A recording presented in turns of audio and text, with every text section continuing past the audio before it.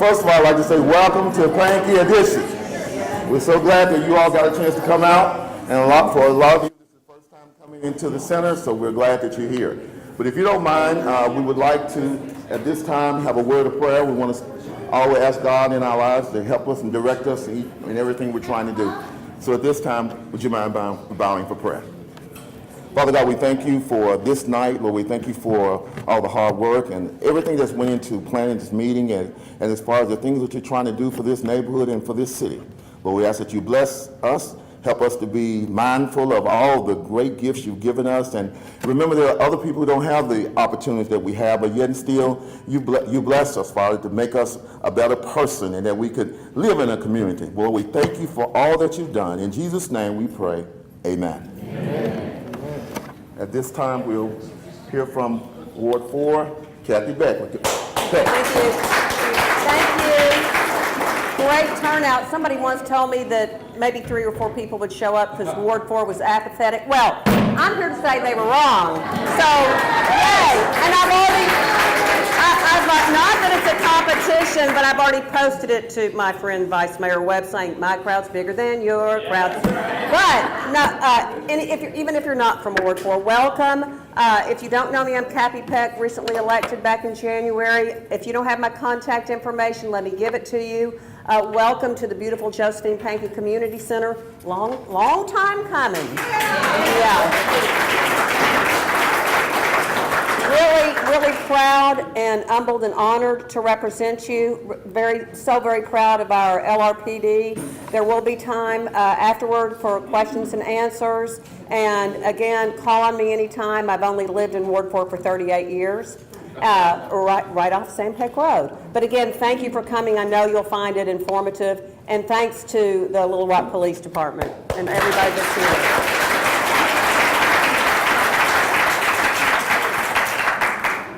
Good evening. Good evening. Well, this is a nice turnout, which tells me that you're either excited about the meeting or that we have a lot of problems. Either or, I'm excited to see the attendance that we have here tonight. I will tell you that the attendance is the first part of success. It's what you do outside of the Pankey building once we're done with our meeting that's going to determine as to whether or not we can resolve some of the issues that may be of concern to you. A little bit about like church. You go to church on Sunday, but it's the other 6 days in the week to determine whether you're going up or down. Same thing with the meeting here. We have to be engaged. So I'm glad to see that you all are taking time out of your busy days to come.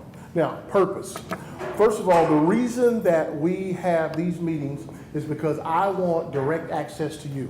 And I want you to have direct access to me. Because sometimes there are messages that I send the public that by the time they reach you, it's not the message that I originally intended for you to receive. Same things, there may be things that you want the chief to know, or I want to speak to the chief, or I want to speak to a commander, and I never got to tell them how I feel about the following. Well, this gives us an opportunity to have direct contact with each other. Uncomfortable conversations are a part of productive meetings. We all have to be respectful in how we go about doing that. Differences of opinion are also a part of a healthy meeting. So please let's be respectful of one another, but engage in this exercise.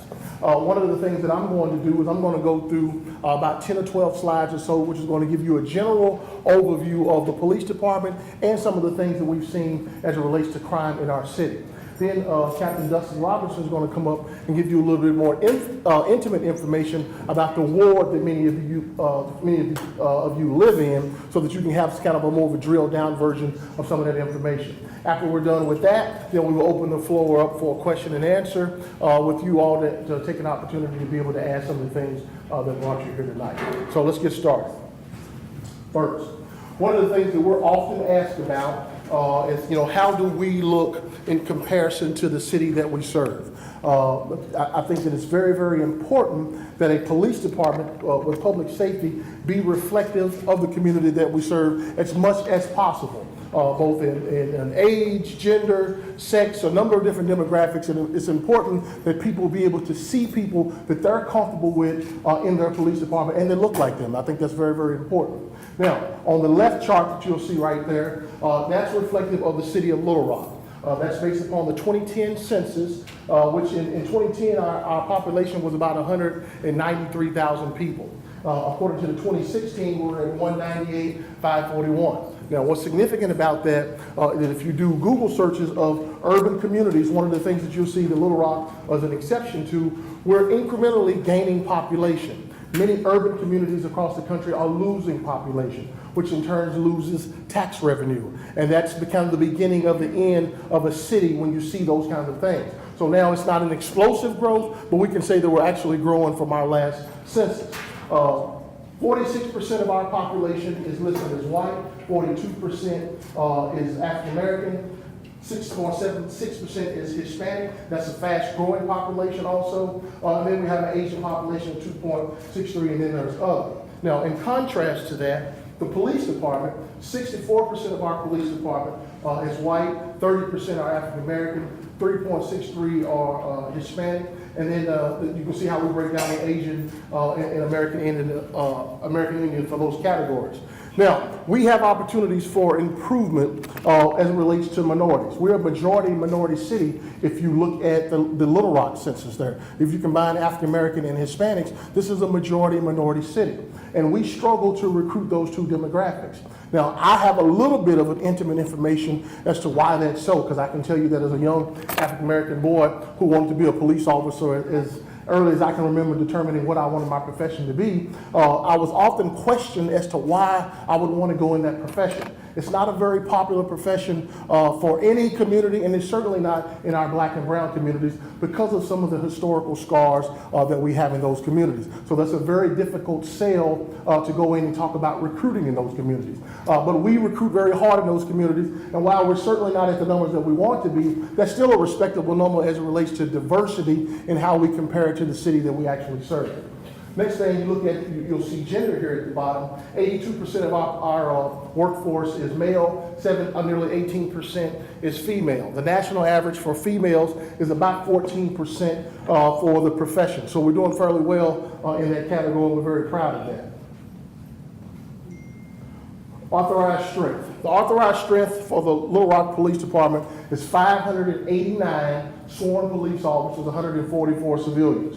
You can see that we have roughly 72, and that number changes every day, 72 vacancies in our sworn police force, and there are 29 vacancies in civilian workforce. And what's significant about the civilian workforce is 20 of those 29 are in communications, first point of contact with the public. When you call dispatch, whether it's emergency or non-emergency, one of the frustrating things that we've seen across the city is people feel like that it's taking too long to pick up the phone. Well, some of that is shortage of staff, some of that is outdated technology that we're in the process of replacing, but you can see what those vacancies, where they are and how they impact how we deliver our services. We're working on that. Recently, the city manager did a pay raise for our dispatchers to where call takers now start off somewhere in the neighborhood of $35,000. Once you transfer to dispatching after that, I think you go to the low 40s, which is higher than any other communication center in the state. But it takes time to fill those positions. There's an academy that they have to go through. Then there's also kind of on-the-job training that they have to do. So where there's a workbook that they go through, and we check off that they have demonstrated that they have retained the information that they got in the academy. So we're working on that.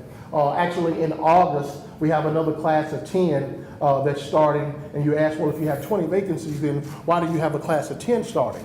Well, the number of trainers that we have for communications, we can only logistically train about that many individuals to put them on the floor to make sure that they're being trained properly. So that's why we have to incrementally do that. So our 72 vacancies. So what are you doing about that? So we're not sitting idle. We're just as frustrated and eager to close those gaps as you are. One of the things we did is we had an independent study done by the International Association of Chiefs of Police. They specialize in a lot of different things, and this is one of the areas that they specialize in is hiring, recruiting, retention, and application processes. So they took a look at our process, and our goal was to, at the end of this study was to have a roadmap to show where we are versus what a 21st century process looks like, and then what are the checks in between that we need to do in order to get there. So we began to incrementally do that. One of the things we did is we put a $5,000 incentive for recruits. We have a class graduating on August the 4th. 18 individuals started in that class. 18 are actually going to graduate. Now, why did I highlight that? We normally lose about 10% of our classes through attrition of the classes, and with this class, we started with an 18 and we're still at 18 with less than a little over a week or so to go, so we're very happy about that. Each one of those candidates that are graduating on that Friday the 4th will receive a $5,000 check upon graduation from the academy, so that's very good. Next thing we did is we made everyone in the agency a recruiter. I can't be the only one out talking about we need more police. I can't depend on our city directors to do that. I can't depend on you all to do that. So we asked everyone in city government to help us recruit. That if you know someone who is professional, who's intelligent, who you think that you would like to see serving in a Little Rock police uniform, refer them to the police department. If they do that and that candidate makes it to the recruit class, on day one, they receive a $500 incentive for referring that candidate to the process. So we're committed behind trying to find more officers. You know, a lot of times you all are used to in the public sector, people will come to podiums and they will say a lot of different things, yet the behavior does not match the buzzwords. Well, I always tell people, if you want to really check to see what people are doing, follow the money. Follow the money. If the budget doesn't reflect what you say is important, it's not important. This is a part of our budget. We put our money where our mouth is. It's going to take time to close those gaps, but we're incrementally doing so. You'll see we have other classes coming up too that I'll tell you about. Next thing we did, we went from 2 recruit classes to 3. We average about 35, 37 officers that we lose each year through normal attrition, retirement, resigning, firing, disability, just decide they want to go and do something else. So we felt that if we could get a class somewhere in the neighborhood of 30 to 40 candidates per class, 3 classes a year, that we would incrementally begin to wash away that 72 vacancies, and then maybe take a look to see if our authorized strength at 589 is actually a good operational strength for the police department. Because while that number has been in existence for a while, we've never been at that strength to even know if that number is sufficient for the challenges that we face as a city, and then what we're able to do internally to respond to those challenges. Next thing, certified officers, which is we call them COAT, for an abbreviation, Certified Officer Accelerated Training. We're going to continue to do those classes. That's where we take certified officers from other departments who've already been through the state accreditation through some other agency. They go through an abbreviated police academy for the Little Rock Police Department, because we have our own academy, and then we put them out on the street to ride with a field training officer, and they're out on the street a lot quicker because the time is reduced for the amount of time they're in the academy. Now, the reason that you see minimal amount of people that we take through that pipeline is because we want to make sure that we're not taking other people's problems. I have enough things on my plate without hiring people who have been problematic at another location. So we do our homework to make sure that when we bring in someone in who's a certified police officer, that we feel like that they have shown the kind of skills that they need, the kind of interpersonal skills that they need to be deserving of wearing our uniform. So that's very important to us. We're also working right now behind the scenes with a company to update our web portal to where you will be able to go to the Little Rock Police homepage, and then we'll have a specific site for recruiting. 21st century videos, media types of things that the millennial groups like to see, to be able to attract them in a different kind of way that's not the non-traditional of going to just the job fairs and those kinds of things. And while they're still a part of our recruitment model, there are other avenues that we have to be able to expand in order to be able to attract qualified candidates. So roughly 523 is the number of officers that we have now that are actually available on the street. There's maybe 10 or so that's on extended leave through some kind of illness or injury that they have. But this kind of gives you an idea of what that roller coaster has looked like for us over the past several years. Now, one of the things the reason that I show you this map is because if I showed you a crime map of what our total reported incidents looked like in comparison to the number of officers that we had, you will be able to see that there's really no correlation between when our crime is up and then with the number of officers that we have in comparison. Now, the reason that I say that is because I don't want anyone to leave here thinking that the solution to our problems is having 589 police officers. That's not going to do it. There are too many layers to the problems that we have. There are too many things, there are too many other people who need to be at the table in order to have sustained success in some of the areas that we have. So I just want you to know that police is not the single solution to what we're trying to do. And what we're doing here tonight is a huge part of that, which is community involvement. That's the number of officers you see there. So actually, that number is 70-something now, but it was showing there for 67. And that shows kind of, again, what some of the attrition has been with some of those officers there. So we have 3 bureaus. My 3 bureau chiefs are here tonight. The gentleman in the black shirt is Hayward Finks. He's over the Field Services Division, which is our uniform division, the most common police officer that you're going to come into contact with. Whether you're speeding or whether you call someone to your home, you're probably going to see a uniformed police officer, which makes up the vast majority of our police department. Next is Assistant Chief Bewley. He in the green shirt. He has all of the investigative sections of the police department. Primary felony investigations are under that area: homicide, robbery, financial crimes, violent crime, those kinds of things under there. Shirt and tie kinds of guys. And then there's the executive services, which is Chief Falk in the black polo shirt, and she's responsible for the executive services. There's key areas for that are the property room, communications, our headquarters divisions, and that's kind of a miscellaneous area. The things that you don't necessarily see on television all the time, but behind the scenes is a big important part of what we do as a police agency.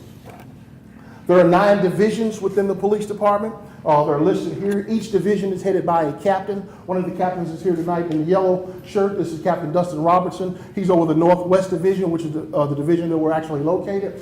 Now, I don't want to steal his thunder, but there's one little key part that he'll tell you about Northwest, which is kind of frustrating to you all. I actually live in Northwest myself. Northwest, if we went by size alone, just by size and geographical area that we have to cover, would qualify to be, is the 4th or 5th? 4th largest city in the state of Arkansas. The Northwest Division, not the police department, that division alone qualifies to be the 4th largest city in the state of Arkansas. So you talk about challenges.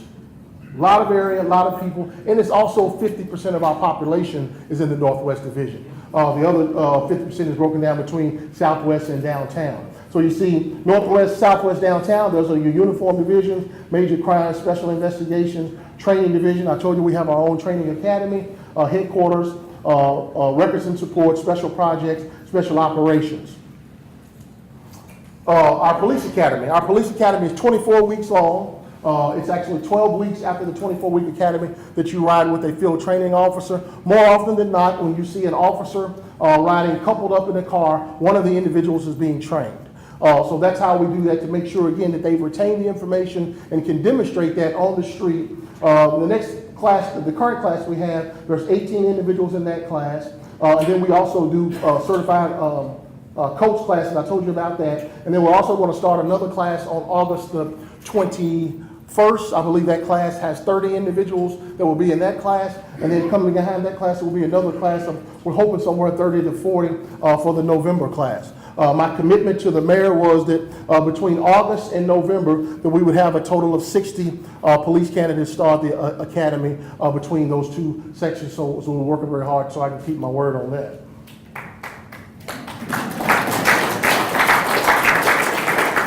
Next thing, let's talk about our report card. You hear a lot about crime in our city. Some of it, well deserved. We are who we are as an agency. I would call it kind of Beauty and the Beast. There are so many great things about Little Rock. There are so many great people in our city, but like most communities, we have our challenges. So when you look at crime, when you hear about things, when people talk about crime in a city from a police department standpoint and how they measure us on our performance, they look in two primary categories: violent crime and property crime. Violent crime categories are listed as homicide, rape, robbery, aggravated assault. Property crime is listed as burglary, larceny, vehicle theft, and arson. Now, if you look over the past several years, I think going back to 2006, we've had our challenges. Last year, we were up in crime in comparison to 2015. But the one thing that's unique about this number here is the past 3 years, and only again in 2010, where we subbed 17,000 total reported incidents. Now, why do you think that you not see a lot of beating on our chests or celebratory moments when we had that? Because those were significant achievements there. In the fact that we went back 20 years and it's only been done 4 times, the past 3 years and one other time in 2010. Well, if you live in one of the communities that's crime infested, or where you don't feel safe, or where you don't have a quality of life, then the stats that I give here don't mean anything.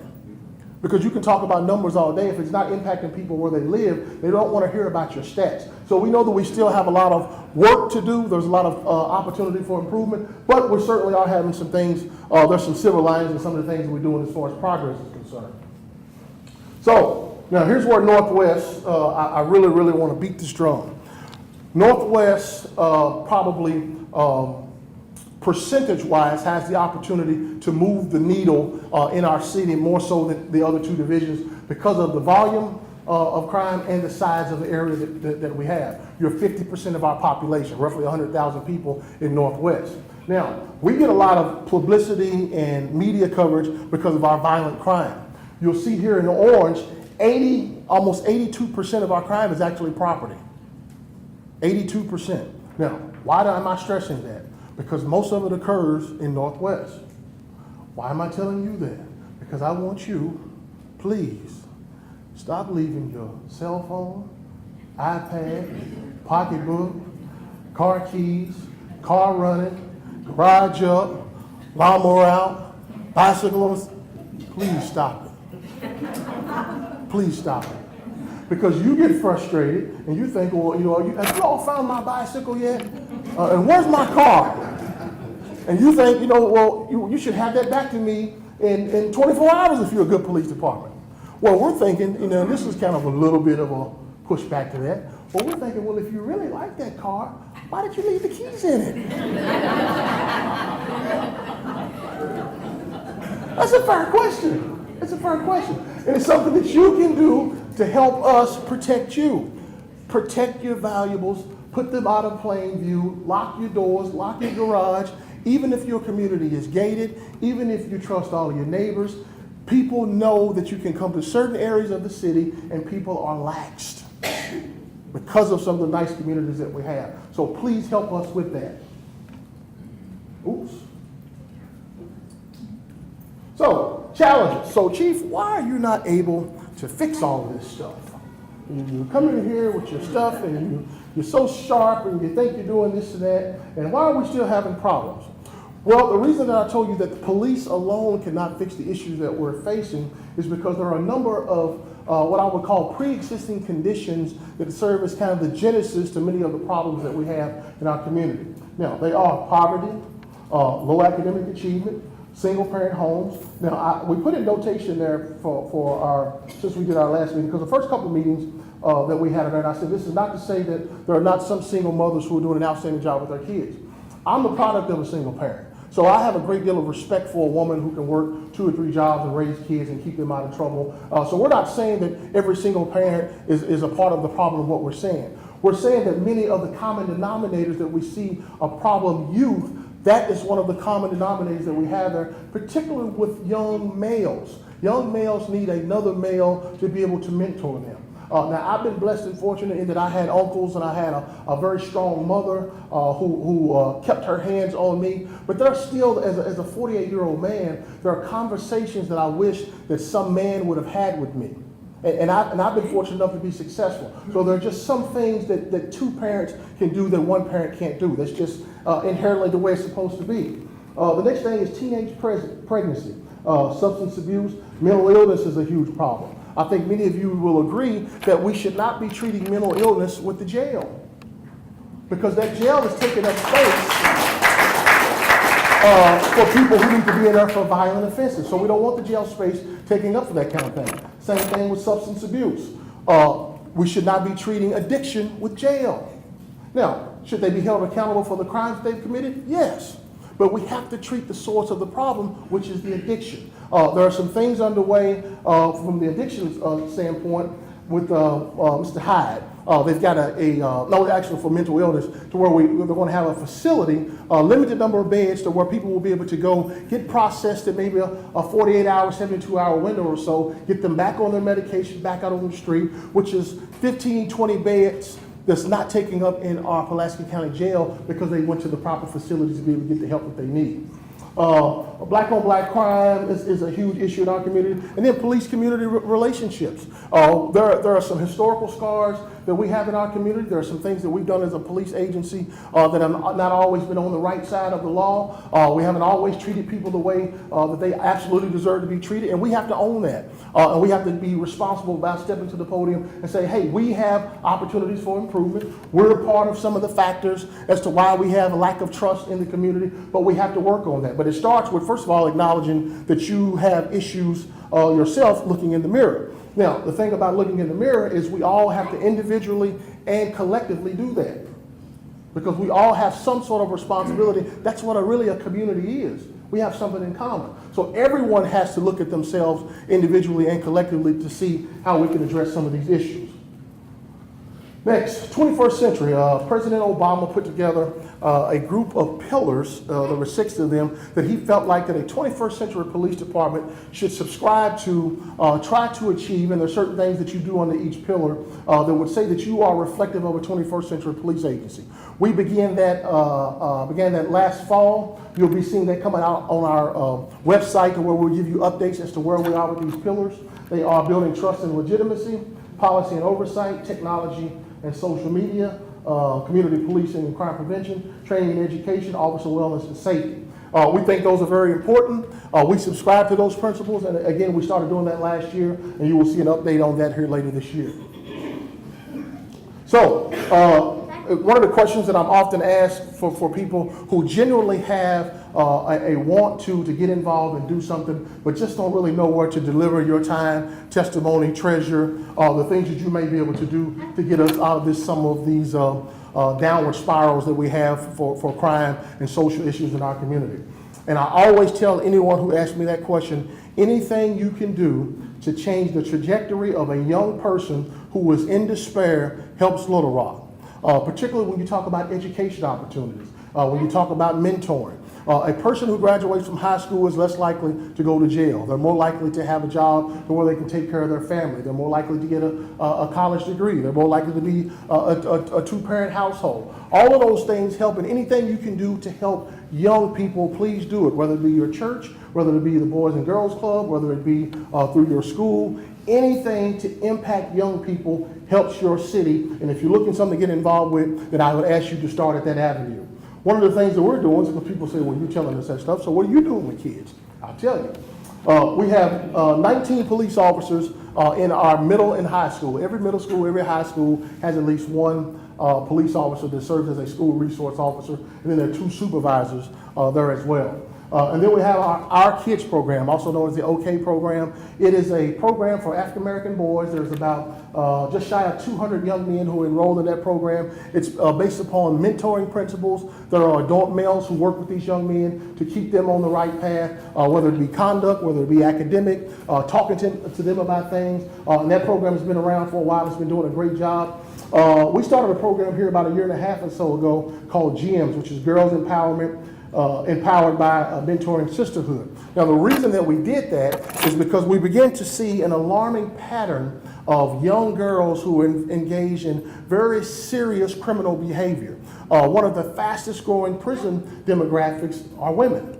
And we're seeing our young women, if you see some of the things on social media and Facebook and some of these things that these young ladies are doing, it's kind of disturbing. So we felt like that the OK program had pillars and principles that worked. So we took that program and we turned it into a female version of the OK program. It is known as GEMS, and we've got about 30 young ladies who enrolled in that. A couple of weeks ago, we completed our youth live-in camp. Every year we take young people who have good grades, good conduct from the school system, and then we put them through a week-long summer camp. A lot of kid activities, a lot of building, self-esteem kinds of things, talk about decision-making, bullying, drugs, staying away from those kind of things. And then we keep them for a week. We pick them up on Sunday, then we return them on Thursday. It's a great program. We do it out at the 4-H camp at Ferndale. And this past year, we invited 115 kids. We hope to get that up to 200 at some point. I think 99 kids actually showed for that program, so we're very, very proud of that. Next, we're going to go through a few more slides with Captain Robertson, and then we will come back up for a question and answer with you all.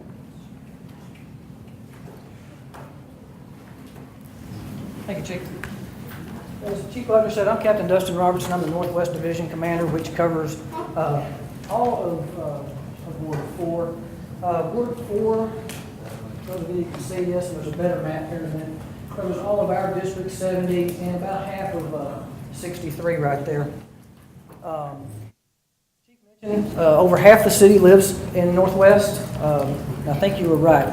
5th largest land, 4th largest population would be where we would fall. So, some quick numbers for 2016.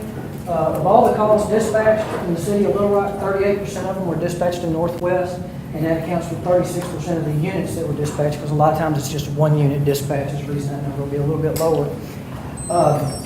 Of note, with the call load that we do have, the Northwest second shift and the Northwest first shift are the two busiest shifts in the city. Downtown 3 to 11, the second shift is not far behind our first shift. Here's a map that shows Ward 4. So I said there was about half of our District 63 and all of our District 70.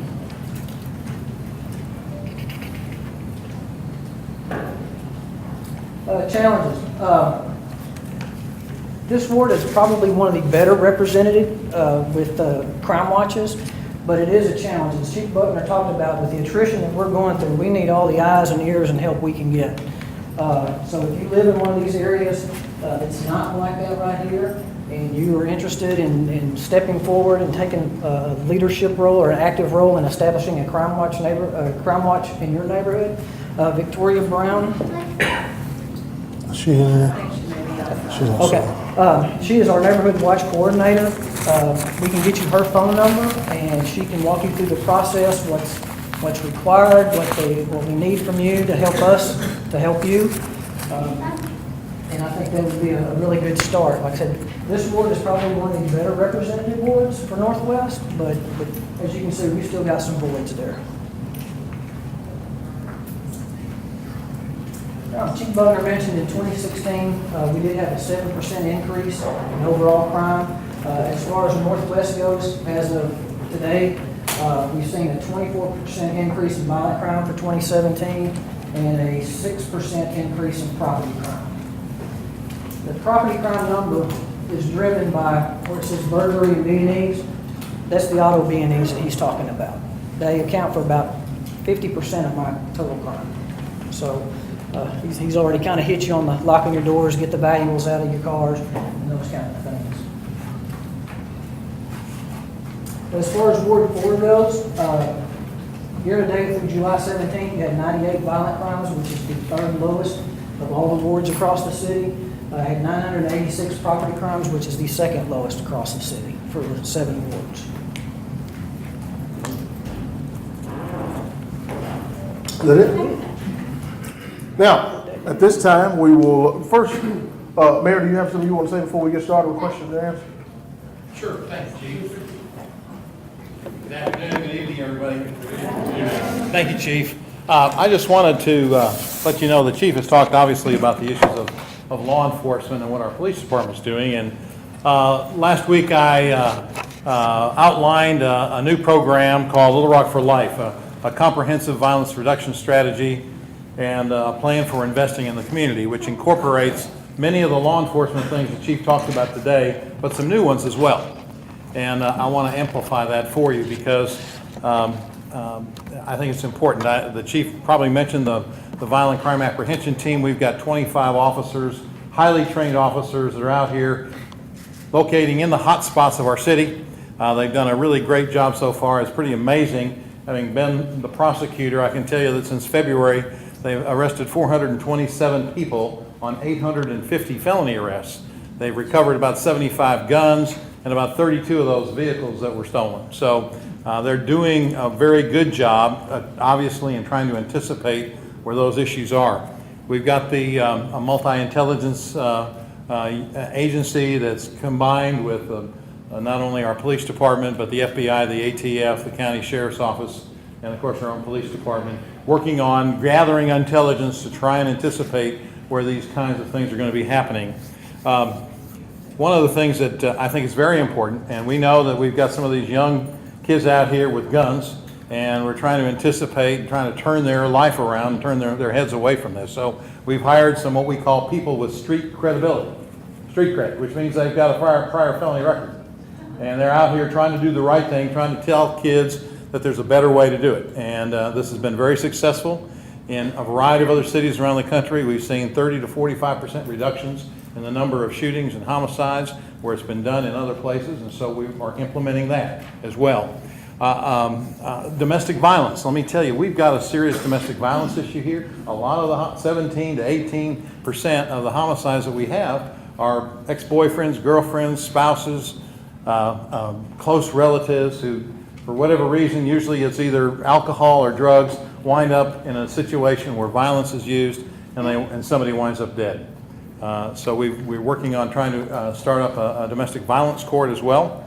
The issue of recruiting, the chief promised me, and I'm holding him to it, that we're going to have 60 people hired by the end of the year. But I want to tell you, we've got to do more than that. We know we've got other officers in the pipeline that are getting ready to retire. And so we have got to be much more aggressive on this. And so I have really thrown the gauntlet down, and we're going to put together a professional advertising media campaign so that we can hire some of the best and brightest officers from other jurisdictions to come in here and be certified officers already and go through the shortened training course that we have. We are one of 100 police departments that is certified in the country out of thousands. So we have a very professional police department, and we think it's the kind of thing that if we can go out there and send the message, we can get people to come here. We're providing a one-time bonus to them, $5,000 to sign up and go through the school, and if they live in Little Rock, they get another $5,000. So we're trying to make an incentive for people to come here and be a part of this police department. I don't know if did you mention the Gray Squad and all that, Chief? No. So we know that we're short, and so we've got officers that are working automobile accidents. They're on our telephones administratively, and we've decided we can do that with civilians, and therefore take our sworn police officers and get them out on the streets more. So immediately we're putting together what we call a Gray Squad of civilians who are going to do they're going to respond to the non-injury traffic accidents and be able to take care of those and let our officers be freed up. The same thing with a telephone cadet squad. We can see that as a training program. We get people who are interested in law enforcement. We get some of them from our Metropolitan VOTEC training program. We've got our police department and our fire department are at our high schools that are doing those kinds of things and helping to train them to be part of a funnel of people that want to be future police officers. Let me just say that in addition to that, I'm going to be introducing an ordinance that requires video surveillance in all nightclubs, open event centers, late night clubs, places that stay open late. We're going to make sure, convenience stores, we're going to make sure that these people, our police officers, don't have to beg for somebody's video off of their cell phone to try and work on these cases. And this is something that's been done in other locations. I think it's something we can do here. I want to mention that all of these issues certainly are there to try and keep you safe, but the long-term issue that the chief mentioned has to do with the issues of how we take care of investing in our community. And so equally important is our investment in prevention and intervention programs. We spend $5.5 million a year on geographically based neighborhood programs for kids after school. We hired 650 kids this year and gave them a job this summer. The challenge is that we had another 650 kids that did not get a job because we didn't have the locations or the money to do that. So we're going to be calling on our business community to help us with that. We're putting together a gun safety coalition. I've gotten Bass Pro to give me 2,000 trigger locks. So we're working with a variety of organizations to distribute those trigger locks. If anybody wants one, we got 2,000 of them to distribute. So I hope you'll take me up on that. One of the challenges that happens is that, you know, when you have a situation like this disaster that happened January 1st, it clouds out all the things that the city is doing. And one of the important things is how we communicate and how we find people that we know need help, they need some services, how do they get those? So we're creating a master dashboard of all these community services, and we're going to advertise the heck out of it so people know they can go and get on this dashboard. And if they need mental health counseling, we'll have the locations where that's available. We'll try and figure out how we can do this case management for these kids. When we find that they need a job, one of the things that we hear constantly from people who are disconnected youth and adults is that I need a job. I need a job. So we're going to try and figure out how we can do that. We've got a variety of reentry programs. We know that there are people who come out of the penitentiary, and I can tell you I graduated from law school a long, long, long time ago. I don't even want to tell you how long ago that was. But at the time, they were giving people that were on parole, that were being paroled out, $100, a pat on the back, and a bus ticket, and told, don't ever commit any more crimes. So here we are about 40 some odd years later, and guess what? They give them $100, a pat on the back, and a bus ticket, and told, don't ever commit any more crimes. Now, I'm not saying that they should necessarily be given, you know, a great big huge job on the way out, but we're not really, we're not providing a support system as much as we should to try and make sure that they don't have the propensity to reoffend. That's why we've got a 50% recidivism rate, and that hadn't changed in 50 years. So we've got reentry programs with Goodwill, with Our House. Our Workforce Development Board, a city commission, just got from the Department of Labor a $1.24 million grant so we can train 125 people who are coming out of the penitentiary on job skills and how to be able to get a job and not have to reoffend. And then finally, let me just say, in terms of neighborhood prevention and our rebuilding of neighborhoods, I've got 3 things I want to ask you about. First of all, I'm very excited. For 2 years now, I've been working with the Corporation for National Community Service. It's called AmeriCorps. And we've gotten an announcement that we've got a new grant that we were just awarded about 3 weeks ago called the Neighborhood Safety Coalition. And we're going to be able to put on the streets 10 full-time AmeriCorps volunteers and 20 part-time to go into some of these challenged neighborhoods and to be able to clean up these houses, clean up the streets, clean up the yards, and try and improve the quality of the neighborhood and thereby improve the quality of life of those people so they can be proud of their neighborhood. We know that there's a direct correlation between the issues of safety and how people keep up their neighborhoods.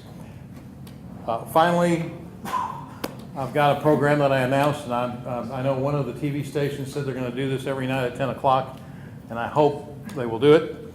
But I want you to help me light up the city. A safe city is a city that is well lit.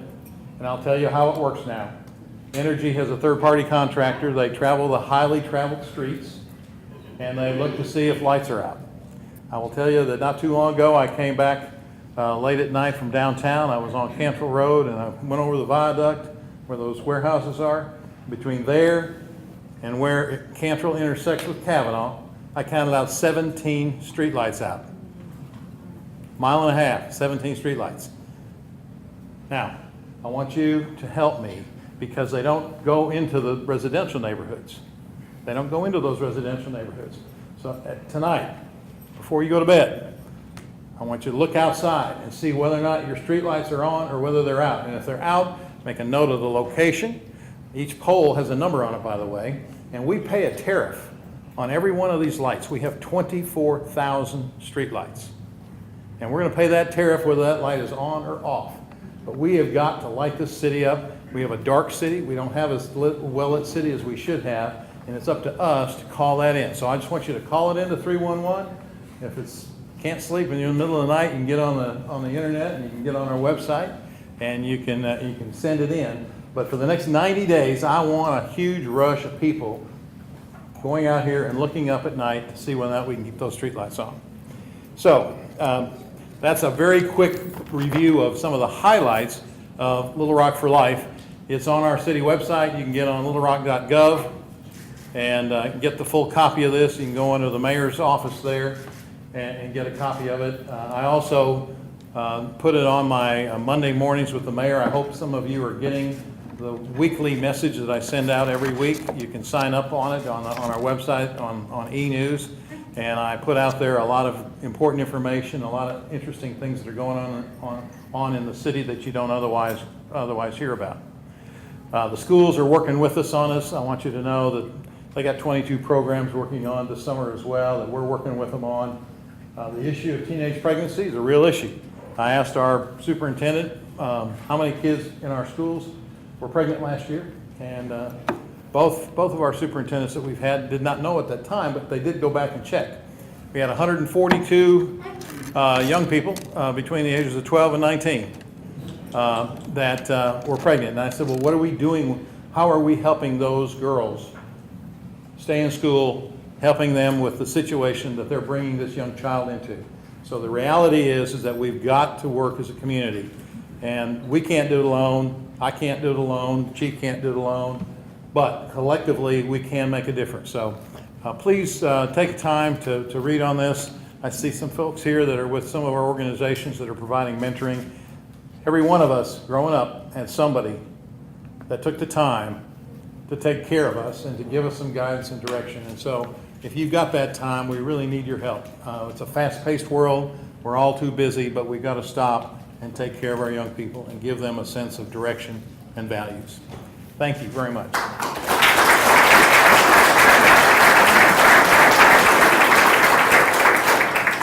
All right, this time I will take the questions that you have and do my best to answer them. Yes, ma'am, front row. I have two questions, and maybe both. Have we tried to partner or work with Habitat or community on developing some of these blighted areas? We do, as a matter of fact, in this program. The question is, are we working with Habitat for Humanities and other organizations like that to rehabilitate or to build houses? And the answer to that is yes, we do. We built over 100 houses from 2008 to 2011. Habitat for Humanity was one of the organizations we worked with. Our CDBG monies, which are under attack at the federal level, by the way, we use to help improve homes. We have 155 homes that were worked on and helped last year because of those community development block grant funds that we get through HUD. This Neighborhood Safety Corps is going to be going into these neighborhoods and working with people on fixed income and elderly, and they're going to be going in there and doing the exterior paint up, fix up, clean up of the neighborhoods. World Changers is a volunteer organization that we've had here now for 13 years. They come in every summer. We had 160 young people between the ages of 16 and 21, and they go in and do that same kind of work. And they did 27 houses in 2 weeks. As one of the elderly women said, it was transformational for the neighborhood. So yes, we're doing those kinds of things. It's very important. My other question, I wonder, in listening to all this information you've been getting through this public and safety problems, is there any thought on the table as to using our National Guard or some kind of Question is considering some of the challenges that we've been facing in our city, have we considered using the National Guard? I can tell you that every city that has even remotely thought about that has received backlash. Because I can assure you that the areas that you would be deploying the National Guard would not see that favorably, despite some of the issues that are going on in their community.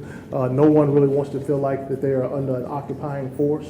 And while I certainly understand when you have things going on and people want to know, have we considered everything to be able to try to resolve some of these issues? That's something that we have never considered as a staff. And it also takes the governor to activate the National Guard. It just seems like so much of this is been related from what we're hearing, violence, the shootings, that there could be some use. Well, again, most of the time, when you see the National Guard brought in, it's because literally your city is on fire. So they're really brought in to kind of bring back order while the police are still responsible for the day-to-day maintenance of the police department. More often than not, they're responsible for protecting critical assets of your city. We've been lucky enough that we haven't had that kind of issue here, and I think that we're fortunate, but that has not been considered for our city. Question? Yes, sir. Can I ask 2 questions? First, I did read the mayor's newsletter this morning. It was very good. I appreciate reading it the first time. Thank you. First question, these video recording devices you can put on outside of your house are extremely cheap, and you can self-install them. Does the police department use video images captured by private citizens on the outside of their... We do if they have some information or something that we feel is valuable or that a citizen makes us aware of. There are a number of times that we've used information like that to be able to assist us in our investigations. The other question is, Little Rock pays better than a lot of these small towns. Can you not recruit officers from smaller towns that are ready to go almost? Well, it's not that simple. When you talk about the Little Rock pays, if you look at comparison with our comparable cities in the region, we are at or higher than most of the cities in the area as it relates to pay. However, the workload is tremendously different. So if I can make somewhere in the same neighborhood of the same amount of money in Fayetteville or in a small town in Tennessee, then why am I going to come to a city where the call volume and the load is going to be extremely high for the same amount of money? So that's one of the challenges that we have. And with this being an urban community, it takes people who want to work in an urban community to actually be here, because not everyone's not going to want to work in this kind of environment. I actually chose to when I was pursuing to becoming a chief of police, I only interviewed for urban communities because Louisville, the city that I came from, was urban. So I felt most comfortable there, but not everyone is going to have that same desire. Yes. How did Memphis do in interviewing in Little Rock? I don't know how well they did. That's very common for police agencies to recruit in their region. There are a lot of people I know that were upset, maybe even offended that they would even come here to interview. But I can assure you that I highly doubt that Little Rock people are going to say, hey, I want to move to Memphis and take on what they have, because Memphis is bigger than Little Rock, but it has a number of the same challenges. So you're basically signing up for the same types of stuff. It's just more of it. I just wondered how successful they were. Yes, but we recruit in their area, and we recruit in other cities in regions, so that's kind of just a part of the business. Yes, sir. Yeah, I just wanted to give an accolade to your police chaplain. I dealt with them, they're very good. Thank you. And the other thing is, kind of ties in with the gun issue and the security issue Yes, with sir. cars. My pet gripe is people that think they need a gun for safety and then leave it in their unlocked car in the garage. That's all. And so, on the connected issue is, what things are you doing to try to cut off the pipeline of the guns getting to people, other than getting from quote, law-abiding citizens to the criminal? Well, there are roughly 300 million guns on the streets of the United States. So any kind of strong anti-Second Amendment kind of initiatives you see that they fail miserably when you attempt to get them through the House in the Senate. And if you don't believe that lobbying group is strong, I'll give you an example. Sandy Hook was something that sent a shock and awe to all of us. Now, we're used to being in an urban community, seeing homicides and seeing deaths. But in most cases, our cities and the country as a whole, we become numb to what we're seeing in our urban communities. When you look at cities like Chicago that have 1,000 or so homicides a year, the vast majority of those individuals are black and brown, and we become desensitized to that. The same thing within Little Rock. Most of our homicide victims and even the suspects involved with this, they're going to be African American. But when you take what happened in that community, affluent community, college-educated individuals, gated communities that they lived in, and their third-grade kids were slaughtered in broad daylight. And I'll ask you a question. What happened on the hills? Nothing. So if that kind of community can't move the needle, good luck. And that's an honest, painful answer. Good luck on any kind of legislation to try to move the needle on that. I'm a proponent in respect to the Second Amendment, but I think that we can do it in a sensible way. I'm against open carry. I think that's foolish. You know, you shouldn't have to walk into Arby's and order your curly fries and roast beef with a guy with a gun strapped onto his shoulder. It's just ridiculous. But I think that concealed carry is responsible. But, you know, our state, we are who we are, and we've said that that's okay, and, you know, that kind of is what it is. Yes, go ahead, John Hassan. The young man just asked about the importance of recruiting